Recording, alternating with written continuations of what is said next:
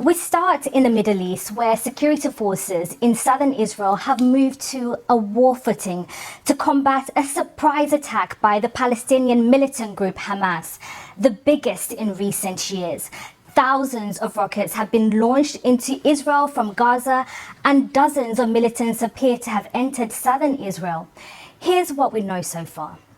The rocket attacks have struck Tel Aviv and areas that surround Gaza. Air raid sirens have also sounded in several other towns. At least one person is reported to have been killed so far. The town of Ashkelon has seen major explosions. Details of Palestinian incursions are unclear, but gunmen have been reported in towns near the Gaza border, and Israelis have been warned to stay inside. Hamas military commander Mohammed Deif announced the start of the operation in a broadcast on Hamas media, calling on Palestinians everywhere to fight.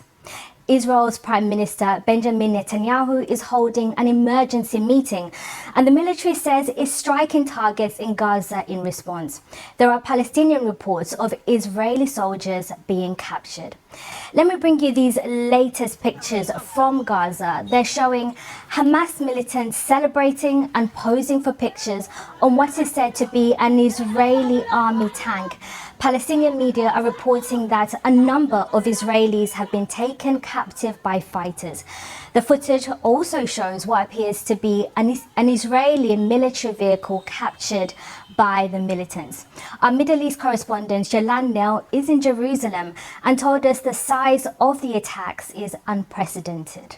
In all my years of covering these rounds of violence, we haven't seen an infiltration on this scale.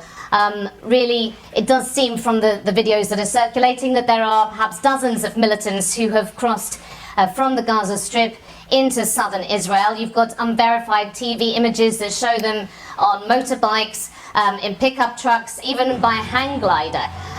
Now, unconfirmed reports from Gaza also saying that Israelis had taken back into the Palestinian enclave some Israelis, holding them captured, perhaps several soldiers. We're not able to verify that at the moment, but that would be a very worrying development indeed for Israelis. That brings back memories of what happened to Gilad Shalit, the soldier who was captured in a cross-border raid by Hamas militants back in 2006 and was held until 2011. Now, all of this looks extremely well planned by Hamas's military wing. Now, you can see in some of the videos that there are militants now who are filming themselves close to Israeli homes, that they may have taken some of those homes over. There are also videos filmed by Israelis where you can see people are in the street shooting, and these people say they can hear Arabic outside their windows. That was Yolan Nell in Jerusalem. Well, for more on this, let's cross live now to the BBC's international editor, Jeremy Bowen, who's currently live in Kiev in Ukraine. Jeremy, you've covered this story, the conflict between Israel and Gaza, for many years. Just how significant are today's events?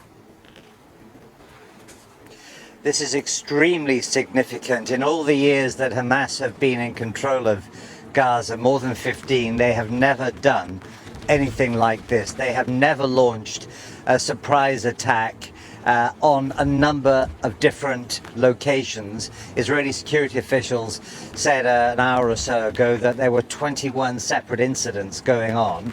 There's a lot of video circulating, not yet verified by the BBC, showing bodies of Israeli soldiers, some of whom were clearly surprised in their bunks even by the attackers. No one was expecting Hamas to do anything like this. Tension has been rising very strongly between Palestinians and Israelis. There's been a lot of violence in the West Bank, which is the territory that goes from Jerusalem towards the Jordan River, which has been occupied by Israel since 1967. That has been the focus now for months and months, and there's been a lot of killing and violence there, but nothing in comparison out of Gaza. So I think now the Israelis are using very strong language. They say they're in a state of war, they've been attacked, They pulled up reservists. They're having this emergency meeting of their security cabinet, and I think it is highly likely that once the Israelis make their plans, that they will probably mount an incursion into Gaza. This thing is likely to escalate. And Jeremy, the big question for our viewers will be why now? Because this seems to be a coordinated attack that would have taken a lot of planning as well. Why do you think Hamas is doing this today? Well, they've called it something like Operation Jerusalem Flood. There's been tension in Jerusalem during the recent Jewish holiday. Nothing on the scale that we've seen before, where there were Palestinians being pushed out by force out of the mosque there, the Al-Aqsa Mosque, which is the third holiest site in the world for Muslims, and it's also for Jews the site of the ancient Jewish temple, and therefore venerated by them. It's the most single contested piece of ground really in the entire Middle East.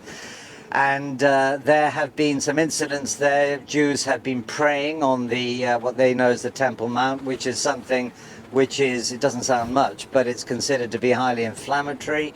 And I think it comes as a culmination of these growing months of tension between Palestinians and Israelis in Jerusalem, in the West Bank, and now Hamas have decided to move. There's also a symbolic anniversary, and in the Middle East, anniversaries are quite a big deal. It's the 50th anniversary at the moment of the surprise attack in 1973 by Syria and Egypt, which resulted in a Middle East war lasting almost a month, where it was a close-run thing, and Israelis I've spoken to today are calling this Prime Minister Netanyahu's Yom Kippur surprise, when Israel was taken by surprise 50 years ago. And, you know, it could well be that the Hamas planners thought, let's try and do something like that again.